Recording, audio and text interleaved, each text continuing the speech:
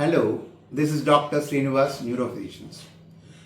చాలామంది అడుగుతూ ఉంటారు, డాక్టర్ ఏదన్నా ఒక జ్వరం వస్తే ఒక మందే కదా ఇస్తూ ఉంటారు, కానీ టీబీ, ట్యూబర్క్లోసిస్, క్షయ జబ్బు వస్తే మాత్రం 4 మాత్రలు ఇస్తున్నారు డాక్టర్ గారు. అది 6 నెలలు వాడమంటున్నారు, కొన్ని సందర్భాల్లో 8 నెలలు వాడమంటున్నారు. ఈ బ్రెయిన్ టీబీ, స్పైన్ టీబీ అంటే 1.5 years వాడమంటున్నారు. ఎందుకు అడుగుతారు? కరెక్టే. జనరల్గా మనం మోనోథెరపీ అంటాం. ఒక జబ్బుకి ఒక మందు ఇస్తే సరిపోతుంది. కానీ టీబీ విషయంలో మనం చాలా జాగ్రత్త పడతాం. క్షయ జబ్బులో మనం 4 మందులు ఇస్తాం. ఐఎన్హెచ్, రిఫాంపిసిన్, ఈథాంబ్యూటాల్, పైరసిల్మైడ్ అని 4 మందులు ఇస్తాం. ఎందుకు మనం 4 మందులు ఇస్తామంటే రెసిస్టెన్స్ రాకుండా ఉండడానికి ఇస్తాం.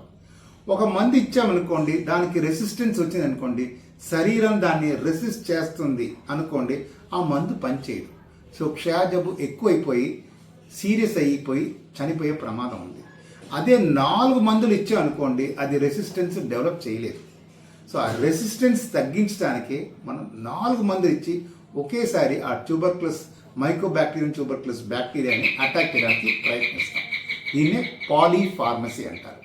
ఈ వీడియో నచ్చినట్టుంటే లైక్ చేయండి, షేర్ చేయండి, సబ్స్క్రైబ్ చేయండి. Doctor Srinivas, neuro physician.